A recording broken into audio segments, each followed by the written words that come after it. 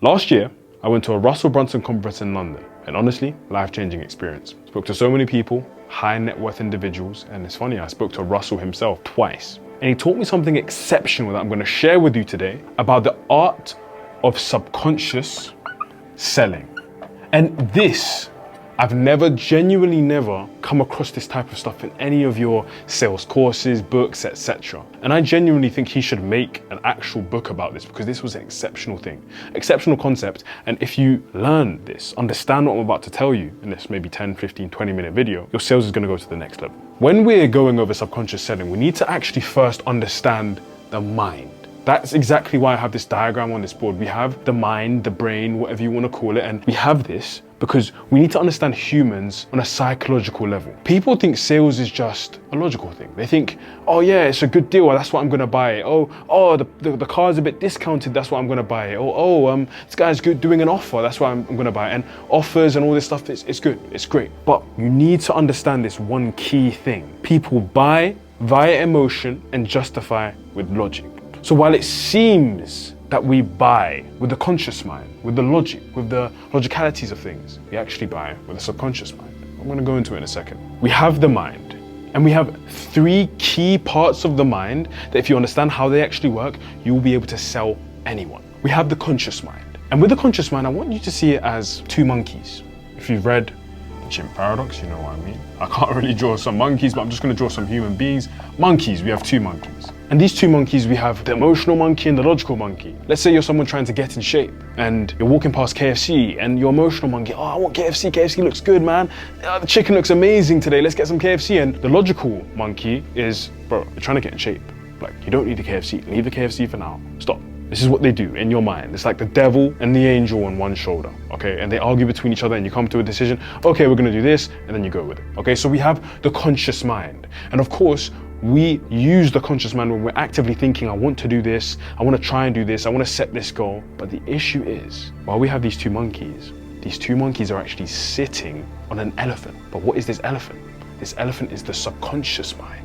And the crazy thing is, you think that the conscious mind controls everything, but remember what I said, you buy on emotion and justify with logic. The subconscious mind is the true thing that actually controls all of the decisions you make on a day-to-day basis. Think about it like this.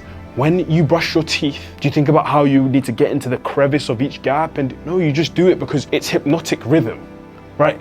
You've done it so many times, so via repetition, you've programmed your subconscious mind to brush your teeth. It's just a natural thing. When you tie your shoelace, when you first started, you had to actively learn it, but now you just do it on autopilot. When you touch your pocket, grab your phone, do you do that consciously? No. It's a subconscious thing. We now need to understand that the subconscious mind controls all of our decisions. We have our two monkeys, but we have our elephant that dictates the direction we're gonna go. So even though the two monkeys are arguing, we need to go this way and that way, we have our elephant directing everything. So our subconscious mind is what actually controls all our decisions. And finally, we have our instinctive mind. Instincts are these inner truths, these feelings that occur that are simply ingrained to you, but they weren't ingrained from birth. Because you need to understand this, when you were born, the only fear you probably had was the fear of banging your head. Because you're a baby and you bang your head as a baby and you're gone, you know? You didn't have the fear of spiders or rats. You didn't have the fear of being rejected or not being loved. You didn't have all these fears. But how did you formulate these fears? What if you were a baby and you saw a rat run into the room and your parents screamed and shouted and jumped? All of a sudden, you've now downloaded this new fear. Oh no, I'm afraid of rats. And that's on instinct. You see a rat and you run away. Or maybe it's something else. But the fact is, these things, when you're a baby, you were a clean slate and then you downloaded these new instincts and fears.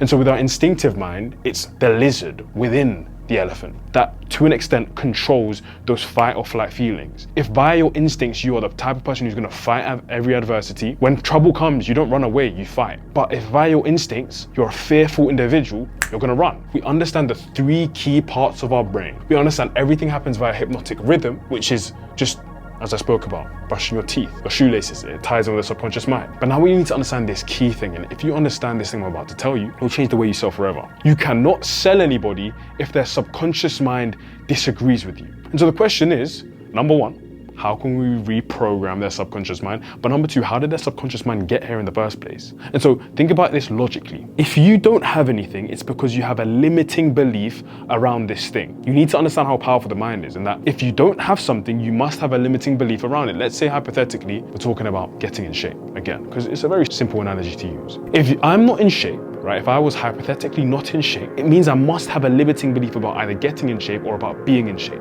Maybe my limiting belief is, yeah, I'm too busy, can't get in shape right now. I just don't have the genetics, can't get in shape right now. Or maybe your limiting belief is, yeah, I mean, that getting in shape stuff, I don't need it, I'm all right. Somewhere, somehow, I have a limiting belief about it. Let's say about money. If I don't have money, I must have a limiting belief about it, because if I didn't have a limiting belief about it, I would have money. And that limiting belief could be, the love of money is the root of all evil, I don't need money. Or, it's too hard to run a business, I'm just gonna work my job. Or it's, yeah, I'll get the money in 10 years, I don't need it now. But the point is, you have a limiting belief about it. So anything you don't have, you must have a limiting belief about this thing. And so if this is the case, what must we do to reprogram their subconscious mind? There's two ways. We must break their limiting beliefs, or via repetition, we must reprogram the subconscious mind. But for example, let's say hypothetically you're an online coach, you're trying to sell someone to your program. Do you have time to use repetition to reprogram their subconscious mind? For example, if you have a bad habit you want to change, let's say you smoke. Do you know how long it takes for someone to quit smoking? It's difficult, right? Or let's say, for example, they have a limiting belief around coaches and buying an online coach.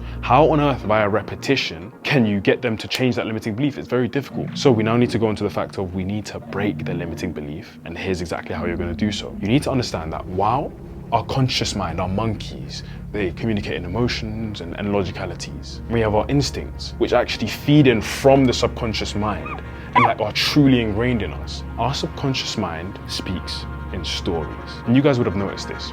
Every exceptional communicator, every key figure speaks in stories. Jesus Christ, one of the best communicators in the world, one of the best teachers in the world, spoke in parables, he spoke in stories. Russel Brunson, in that 60-minute presentation he had with us, that pitch he had with us, he told at least 20 to 30 different stories about his jiu-jitsu, his wrestling, his kids, his come-up story when he was in business, the trials and tribulations he went through. Look at any good communicator, even, for example, Donald Trump tells a lot of stories when he's communicating his pitches, his speeches when he speaks to the crowd. Andrew Tate tells a lot of stories and he's a great communicator. Luke Belmar tells a lot of stories. The fact is, any great communicator tells a lot of stories. And the reason why is, our mind thinks in pictures. In fact, if I tell you don't think about a pink elephant, what comes in your mind? A pink elephant. I've told you don't think about it, but you still thought about it. So we know our mind thinks in pictures and the subconscious mind speaks in stories, okay? So, within your sales process, you need to reprogram the subconscious mind and break their limiting beliefs. So the first step you need to take is, what limiting beliefs does your current prospect have about joining your program or doing what they need to do to get from X to Y? Again, now we can kind of rub this out. We kind of understand how the mind works to a good extent. What limiting beliefs does your prospect have about your program or doing what they need to do to get from X to Y? Let's say again, you're a fitness coach. Maybe they think they're too busy. Maybe they think they don't even need to get in shape. There's no need for it. Maybe they think genetics. They lack the genetics necessary to get in shape. Maybe they think they're too old. Maybe they think coaches are a scam. I've just listed 5 different limiting beliefs about getting in shape that people have, about joining a program that people have. So what do we do now? We've got our limiting beliefs from our ICP, from our potential prospects. How do we break these limiting beliefs? We tell them a story. And this ties in with the concept of selling before the call. We could tell them a story at the point of closing the prospect and use the story as an objection handle. That's cool, but that's a difficult position to be in. Someone's giving you an objection and you're trying to tell a story and you have to be an excellent orator and closer and objection handler. It's a bit too difficult. We sell before the call. And how we deflect these limiting beliefs is by telling stories within our pitch, within our discovery process, and even before the call, we tell it within our objection handling assets, our sales assets. We tell it within our content. But we break these limiting beliefs before we even get to the point where we ask them for money. Because the fact is, if we do this, we make every single call, not a closing call, but an onboarding call. It's simple. Think about it like this. Let's say I had a limiting belief about MLM, pyramid schemes, right? I had a limiting belief about pyramid schemes, and I said, yeah, these are a scam. But the question is, why do I have a limiting belief about pyramid schemes? Because my mum got scammed by a pyramid scheme. She joined one of those MLMs. I'm saying hypothetically.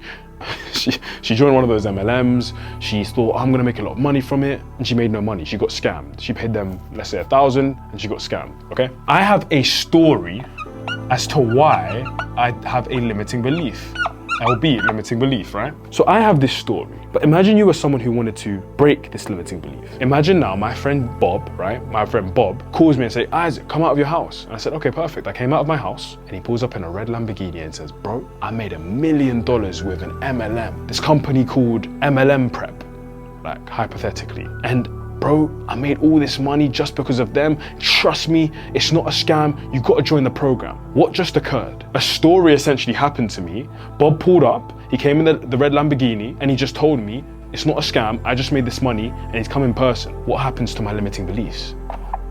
They get shattered. Because I'm like, Bob, someone I know, just said that MLMs aren't a scam and he made millions of dollars. And there's a Lamborghini. Which story is more powerful? My mum getting scammed or Bob pulling up in a Lamborghini? Bob's story, right? Bob's story is greater than my mum's story.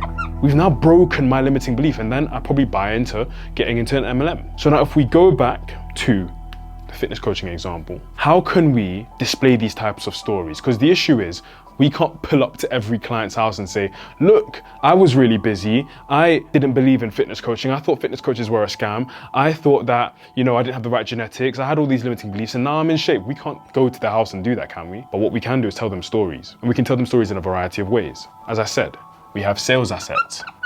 Pre-cool sales assets that they must watch, and what ones can we use to break limiting beliefs? We have a testimonial montage. In a hypothetical way, if your testimonial montage had testimonials from someone who's tall and small, fat and thin, black, white, Asian, old, young, they know that their archetype is somewhere in those testimonials, and they know, oh, this guy's just like me and he got results with this guy's coaching program. Wow, limiting belief is broken slightly. What else do we have? We have objection handling sales assets. And what do these do? We collect all the limiting beliefs we've had from many, many sales calls, many, many objections, many, many reasons why people didn't join our programs, and we make an objection handling asset. Maybe it's an FAQ, answering frequently asked questions which are really objections or limiting beliefs. Maybe it's a VSL. Maybe it's a process VSL, showing them how we actually deal with people in different situations. But the fact is this, we handle the objection, we handle the limiting belief before the call, we break it. What else do we have? An onboarding VSL. And this is actually shown before the call, and this shows them exactly what it looks like to work with us. What does this do? It makes us break the limiting belief that maybe coaches are a scam, because we show them exact step-by-step guide of how it genuinely looks to work with us. We've now broken their limiting beliefs with our sales assets. How else can we break their limiting beliefs? We can do it within the pitch. And this is honestly very simple. Within your discovery, you need to be really sifting through like a doctor, getting your magnifying glass out and finding every possible objection there could be for them to join the program, every limiting belief. It could be a limiting belief to do with, as I said, being too busy, maybe not seeing the value in doing and taking this action in terms of their health. It could be anything, but sift out these limiting beliefs and pre-handle these objections. This is when you say, you actually reminded me of Matt. Matt was an investment banker. He worked 80 hours a week and he said he was way too busy, but I said, no worries, we've handled people like you before.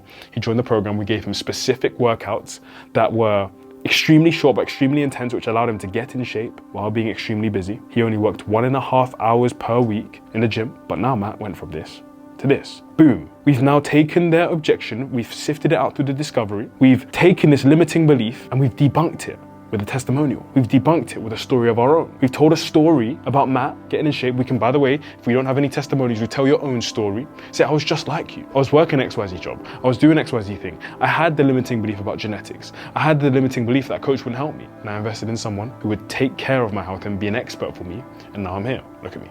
The fact is, within our discovery, we're dropping in little inklings of stories. And now, finally, within the pitch, you need to understand that most people, when they pitch a program, they talk at the person, not with the person. That's one thing they do wrong. At and not with.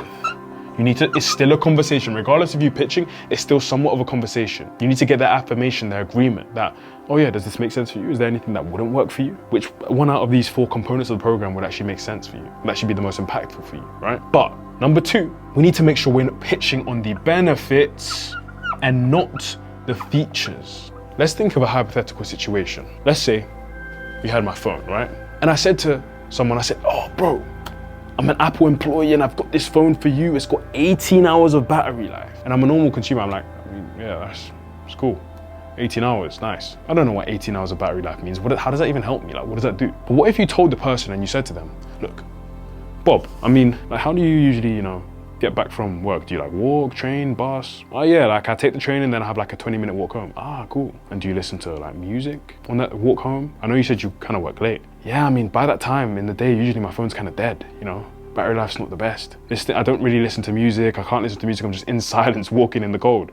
Ah, okay. The funny thing is, Bob, I mean, with the new edition of our iPhone, we've actually implemented an 18-hour battery life for people just like you, Bob, who have the issue where their phone's always dying. So now you don't have to walk home in silence without any music. Does that sound like it would actually benefit you in any way? What have we done? We pitched on the benefits and not the features. We didn't say, oh, we've got these cool features. No, we said, what are your problems? Okay, we understand your problems via the discovery. And just for you, this is specified, this is custom, by the way. Another point about it needs to be custom. The pitch needs to be custom, specified, okay? It can't just be, yeah, these are our slides, these are our 4-step framework. We need to make sure that we have a framework that molds to them, okay? The fact is we pitch on the benefits.